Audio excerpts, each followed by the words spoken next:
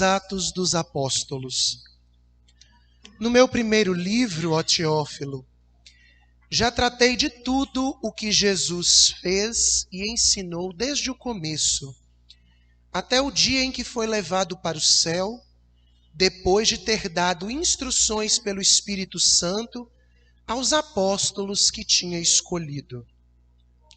Foi a eles que Jesus se mostrou vivo depois da sua paixão, com numerosas provas. Durante 40 dias, apareceu-lhes falando do reino de Deus. Durante uma refeição, deu-lhes esta ordem: não vos afasteis de Jerusalém, mas esperai a realização da promessa do Pai, da qual vós me ouvistes falar. João batizou com água, vós, porém, sereis batizados com o Espírito Santo dentro de poucos dias. Então, os que estavam reunidos perguntaram a Jesus: Senhor, é agora que vais restaurar o reino em Israel? Jesus respondeu: não vos cabe saber os tempos e os momentos que o meu Pai determinou com a sua autoridade. Mas recebereis o poder do Espírito Santo, que descerá sobre vós, para serdes minhas testemunhas em Jerusalém, em toda a Judeia e na Samaria, até os confins da terra. Depois de dizer isto, Jesus foi levado ao céu à vista deles. Uma nuvem o encobriu, de forma que seus olhos não mais podiam vê-lo. Os apóstolos continuavam olhando para o céu enquanto Jesus subia.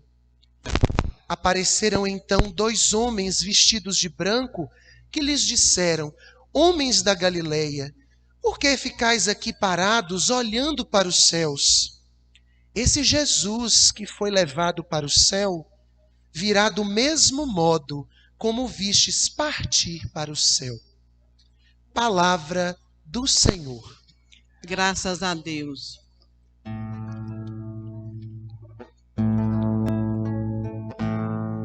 Por entre aclamações Deus se elevou, o Senhor subiu, ao toque da trombeta. Subiu, o Senhor subiu, ao toque da trombeta. Povos todos, universo, batei palmas, gritai a Deus aclamações de alegria, porque sublime é o Senhor, o Deus Altíssimo, o soberano que domina toda a terra. Por entre aclamações Deus se elevou, o Senhor subiu, ao toque da trombeta. Por entre aclamações Deus se elevou, o Senhor subiu ao toque da trombeta. Salmodiai ao nosso Deus ao som da harpa. Salmodiai ao som da harpa ao nosso Rei. Por entre aclamações Deus se elevou, o Senhor subiu, ao toque da trombeta. Porque Deus é o grande Rei de toda a terra. Ao som da harpa acompanhai os seus louvores. Deus reina sobre todas as nações. Está sentado no seu trono glorioso. Por entre aclamações Deus se elevou, o Senhor subiu, ao toque da trombeta.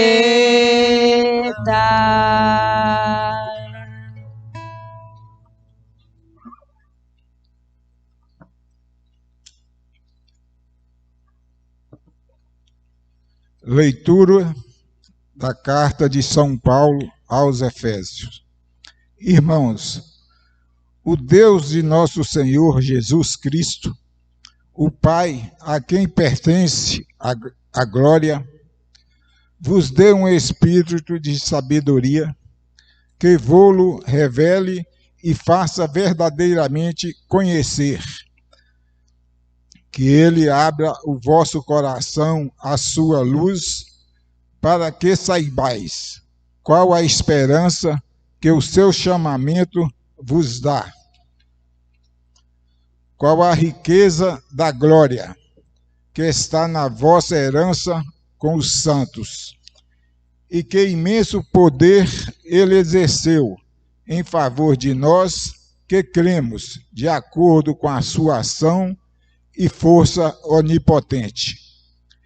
Ele manifestou sua força em Cristo, quando o ressuscitou dos mortos e o fez sentar-se à sua direita nos céus, bem acima de toda a autoridade, poder, potência, soberania ou qualquer título que se possa mencionar, não somente neste mundo, mas ainda no mundo futuro. Sim, ele pôs tudo sob os seus pés e fez dele, que está acima de tudo, a cabeça da igreja, que é o seu corpo, a plenitude daquele que possui a plenitude universal. Palavra do Senhor. Graças a Deus. Em pé, para aclamarmos o Santo Evangelho, cantando a aclamação 1. Aleluia, aleluia, aleluia, aleluia, aleluia, aleluia, aleluia, aleluia, aleluia, aleluia. Vinde louvar nosso Deus, aleluia, aleluia, que seu amor é sem fim, aleluia, aleluia, aleluia, aleluia, aleluia, aleluia, aleluia, aleluia, aleluia, aleluia, aleluia, aleluia. O Senhor esteja convosco. Conclusão do Evangelho de Jesus Cristo segundo Lucas.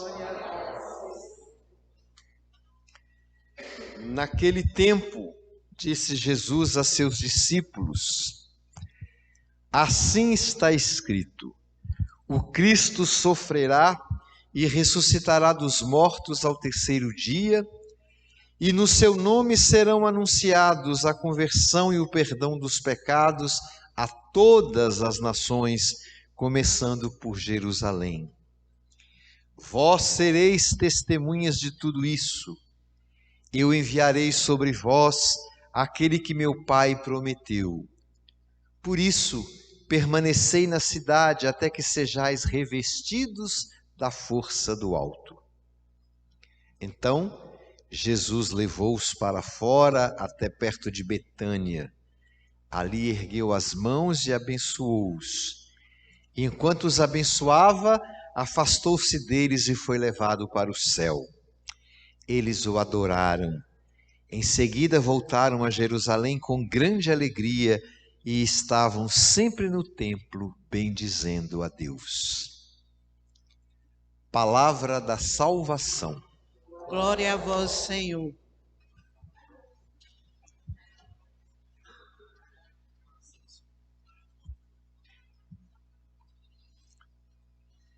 Irmãos e irmãs caríssimos, a morte, a ressurreição, o dom do Espírito Santo e a ascensão do Senhor não são fatos isolados, são momentos de um único fato, que nós chamamos Páscoa. Pedagogicamente, a liturgia vai fazendo a gente parar diante de cada um desses mistérios. A paixão, a Semana Santa, a Páscoa, hoje a ascensão do Senhor, próximo final de semana, a festa de Pentecostes, pedagogicamente, para a gente ir saboreando, vivenciando cada momento deste único fato que é a Páscoa redentora que nos salva. A gente vai percebendo que, celebrando hoje a ascensão do Senhor, já a caminho da festa de Pentecostes, esta parada no fato de que Jesus não mais pertence a esse mundo físico, no qual ele também fez história como nós, mas ele já é o Cristo cósmico, o Cristo Rei do universo, o Cristo ressuscitado, já na posse perfeita do seu reino consumado. Isso não quer indicar para nós o afastamento de Jesus deste mundo, mas revelar plenamente quem é Jesus, aquele que, sofredor na mão dos homens, é ao mesmo tempo glorificado pelo poder de Deus. E essa festa, especificamente, ela quer fazer a gente entender que a missão de Jesus é continuada pelos seus discípulos, que somos nós, os cristãos de ontem e os cristãos de hoje.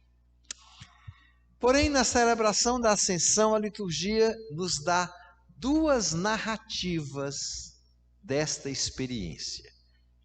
Uma no livro dos Atos dos Apóstolos, ou começando o livro dos Atos, a outra concluindo o terceiro evangelho, que são duas obras do mesmo autor, que termina o evangelho falando da ascensão do Senhor, pondo, portanto, um ponto que delimita a ação do Espírito Santo na missão de Jesus, é o Evangelho, e que começa o livro dos Atos do mesmo ponto, agora começando a dizer que a partir daí não é mais a missão de Jesus, mas é a missão da igreja, da comunidade cristã, os atos da igreja nascente, conduzida pelo mesmo Espírito Santo que conduziu a missão de Jesus, agora vai conduzir a missão da igreja ao longo dos tempos. Então, o Evangelho de Lucas e o livro dos Atos dos Apóstolos são dois volumes de uma mesma obra. No Evangelho, ele vai privilegiar a ação de Jesus na salvação do mundo, e no livro dos Atos, a ação da igreja, dos discípulos e discípulos de Jesus, na salvação, na continuidade do processo de salvação do mundo. Então, o mesmo fato que põe o ponto final no Evangelho de Lucas é o mesmo fato com que ele abre o primeiro capítulo, né, do livro dos Atos dos Apóstolos. Nós podíamos dizer assim: o Evangelho são os atos de Cristo, o outro são os atos dos apóstolos e da igreja, né? Uma continuação. E aí, o mesmo autor, mas o relato tem formas diferentes. Se a gente for ler, como nós ouvimos direitinho, o relato da ascensão no Evangelho e o relato da ascensão no livro dos Atos, escritos pelo mesmo autor, mas tem formas e conotações diferentes. No Evangelho de Lucas, nós percebemos que todos os fatos acontecidos após a morte de Jesus se realizam no mesmo dia. Isto é, para dizer da grandiosidade desse mistério, que é uma ação só, morte, ressurreição, ascensão e dom do Espírito Santo, é o fato pascal, né? É o dia por excelência, o dia que não é contado pelas horas, pelo tempo que passa no relógio, mas é o dia definitivo, o dia o acontecimento da salvação da humanidade. Já no livro dos Atos, São Lucas já faz uma narrativa colocando a ascensão no 40º dia depois da ressurreição. Isto é, Jesus permanecendo entre os seus discípulos dentro de um tempo que ele possa prepará-los para assumirem a missão que deverão assumir. E aí, 40 é um tempo muito forte, né? 40 dias ou um dia só tem o mesmo significado bíblico teológico. Significa o tempo propício concedido aos discípulos para serem testemunhas qualificadas de Jesus Cristo ressuscitado. Os mesmos 40 dias do jejum de Jesus no deserto, antes de começar sua missão, os mesmos 40 anos da travessia do povo de Deus pelo deserto, na saída da escravidão para a terra da liberdade, os 40 dias do dilúvio, né? 40 é um número de plenitude, para significar um tempo privilegiado em que a ação de Deus transforma a condição das pessoas e do mundo, né? Os 40 anos do deserto transforma-se a condição daquele povo de uma situação de escravidão para uma situação de povo livre, reunido, organizado, com a sua dignidade construída. Os 40 dias do dilúvio, né? O tempo propício em que o mundo se renova na experiência de uma nova criação. Os 40 dias de Jesus no deserto, né? Para nos ensinar que nós também podemos ser vencedores de toda a tentação, de todo o pecado, na força da palavra de Deus que nós acolhemos. E depois, os 40 dias depois da ressurreição, é o tempo que a igreja nascente precisa para poder assimilar e se reconstruir como comunidade do Cristo ressuscitado. Então, o fato numérico não é importante. No Evangelho, Lucas quer dizer o dia da plenitude, né? Que não tem marcas de limites de horas, mas é o dia definitivo de Deus, é o mistério pascal de Jesus. Já no livro dos Atos, é a igreja se preparando então para receber de Jesus a condição, a preparação, a formação para ser testemunha qualificada do Cristo ressuscitado. E exatamente esse testemunho vai inaugurar um novo tempo, né, que deverá ser irradiado para o mundo inteiro, e os discípulos precisam ser preparados para essa missão. Então, enquanto ato de Cristo, a Páscoa é um fato só, num único dia no Evangelho. Enquanto caminhada da igreja, a Páscoa é um tempo longo, né, de crescimento e amadurecimento espiritual dos seguidores e seguidoras de Jesus. É por isso então que Lucas enfatiza a preocupação de Jesus em abrir a mente dos discípulos, a fim de que entendam as Escrituras. Jesus tem uma tarefa catequética no Evangelho de Lucas muito grande. E isso já foi aparecendo já depois da ressurreição, por exemplo, no episódio dos 2 discípulos a caminhos de Emaús. E Jesus insiste na estrada com eles, que estavam tão fechados que não davam conta de experimentar a alegria e crer na ressurreição de Jesus, como for anunciada na manhã do domingo pelas mulheres. À tarde eles iam caindo como o dia, né? Prostrados de tristeza por não estarem abertos a compreender o que Jesus já tinha dito antes.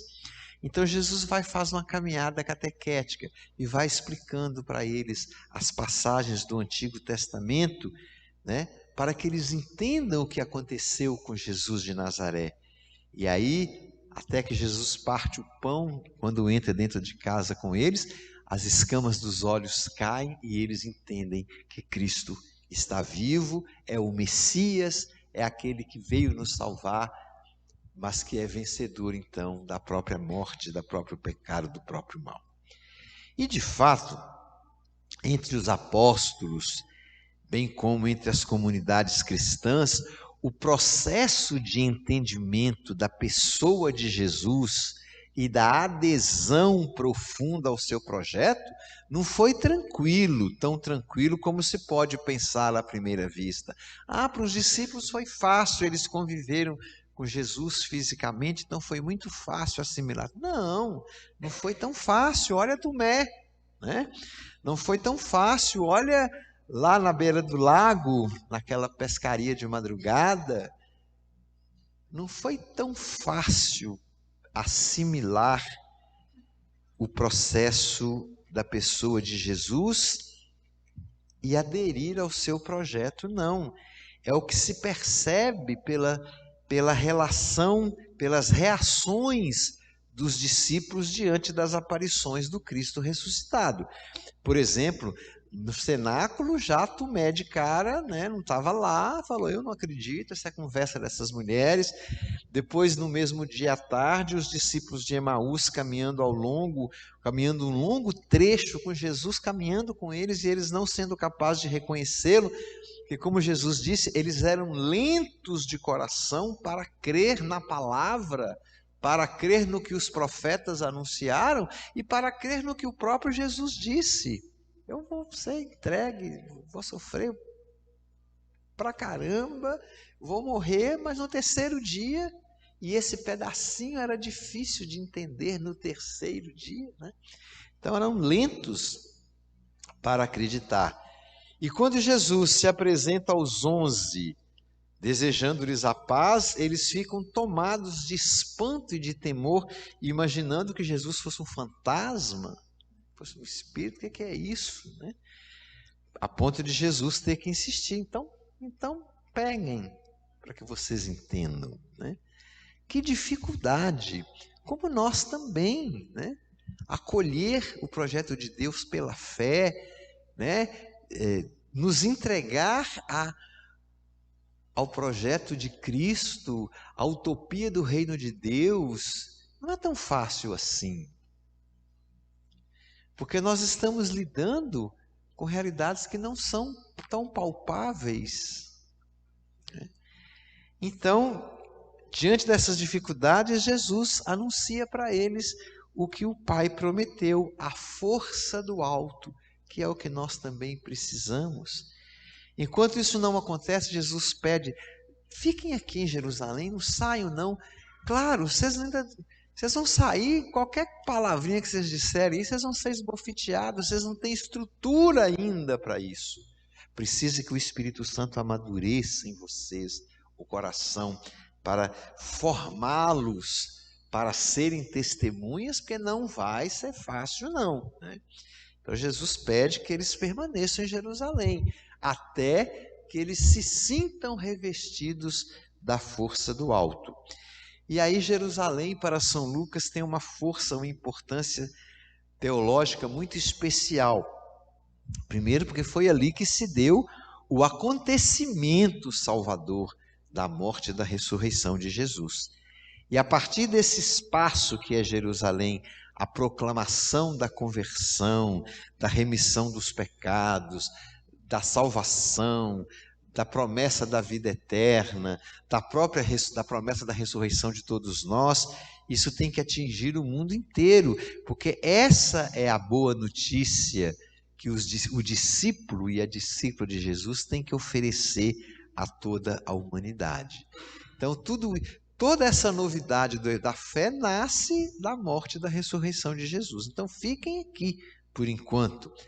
Mas São Lucas faz uma distinção entre a Jerusalém teológica, né, esta, que representa o ponto de partida do mistério da fé, da morte e da ressurreição, e a Jerusalém que é tomada no seu sentido político-econômico, né, com suas instituições opressoras, com seu templo corrompido pelos costumes religiosos, pela sua política injusta, pela sua estrutura social massacrante. Essa também é Jerusalém. E dessa tem que se afastar. Então a gente vai ver a sutileza de São Lucas no Evangelho, quando ele então diz, Jesus então levou-os para Betânia, sendo povoadinha 3 quilômetros mais fora de Jerusalém, e ali deu-lhes a missão e subiu ao céu. Ao mesmo tempo que ele diz, fiquem em Jerusalém, isto é, fundamentem-se no que aqui vocês vivenciaram, a morte e a ressurreição salvadora do Filho de Deus. Mas também não fiquem nesta Jerusalém corrompida, má, injusta, opressora, massacrante. Dessa se afastem. Então, antes da ascensão, Jesus faz um pequeno êxodo de Jerusalém para Betânia, que está no Monte das Oliveiras, no comecinho da montanha. Tem que sair, como sair do Egito para a terra da liberdade. Então, é interessante essa sutileza do Evangelho. Fiquem em Jerusalém. Teologicamente, ela simboliza a Páscoa, mas ao mesmo tempo, não fiquem nessa Jerusalém que desdiz o seu papel de capital do povo de Deus. Então, a gente vai vendo que é ali, então, em Betânia, fora desse contexto de pecado e de opressão e de morte, é que Jesus, então, abençoa a igreja nascente enquanto se eleva ao céu. E as pessoas ali abençoadas tornar-se-ão portadoras da bênção divina a todos os povos. A partir dali, a igreja tem a sua missão. O discípulo, a discípula, o crente, o seguidor, a seguidora tem a sua missão. Já para a narrativa da ascensão no livro dos Atos, Lucas inspira-se, ele faz uma composição diferente, inspirando-se em passagens do Antigo Testamento, como lá, por exemplo, o arrebatamento do profeta Elias ao céu, né? Eliseu, o discípulo de Elias também, ao testemunhar o arrebatamento do seu mestre, recebe uma ação do Espírito Santo e torna-se continuador da missão profética do seu mestre Elias. Eliseu, quando experimenta esse arrebatamento do mestre, ele se sente inundado do Espírito Santo e vai continuar a obra de Elias. No livro dos Atos, Lucas toma essa imagem para dizer Jesus também. Os discípulos, quando experimentam o arrebatamento do mestre, eles são inundados do Espírito Santo para continuarem a missão do seu mestre.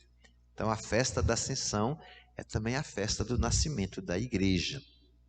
E aí, eles vão ser testemunhas oculares da ascensão de Jesus. Eles vão receber o Espírito Santo para continuar a sua obra, e ainda São Lucas ainda coloca lá, a hora que Jesus sobe, 2 homens vestidos de branco, né? Os mesmos do Evangelho que aparecem lá na sepultura para dizer às mulheres, olha, vocês estão procurando no meio dos mortos quem está vivo, né? Os homens vestidos de branco, que aqueles que já anunciaram a ressurreição de Jesus, mas agora fazem os discípulos recordar as palavras de Jesus, né? Aqui em Atos, esses homens vestidos de branco recordam aos discípulos a verdade da ascensão, né? A luminosidade da luz, o vestido de branco, quer dizer, ali é o dom do Espírito mesmo que vem, olha, né? Está mais entre nós, né? Portanto, a ressurreição e a ascensão são dois momentos de uma mesma coisa. Dois momentos que exprimem o novo modo de ser de Jesus, um novo modo de ser, de Ele estar presente no meio de nós e no meio da igreja. Aquele que foi obediente ao Pai até a morte, agora está glorificado, exaltado, mas permanece vivo na sua comunidade pelo seu Espírito que fica agindo nas testemunhas que somos nós. Então é bonita essa festa, né? Porque se de um lado Jesus deixa de estar fisicamente, mais do que nunca Ele está no meio de nós, porque o seu Espírito então é infundido em nós, para que nós também sejamos testemunhas oculares da sua morte, da sua ressurreição, isto é, da utopia do reino de Deus, que é a missão que o batismo nos convida a construir durante toda a nossa vida.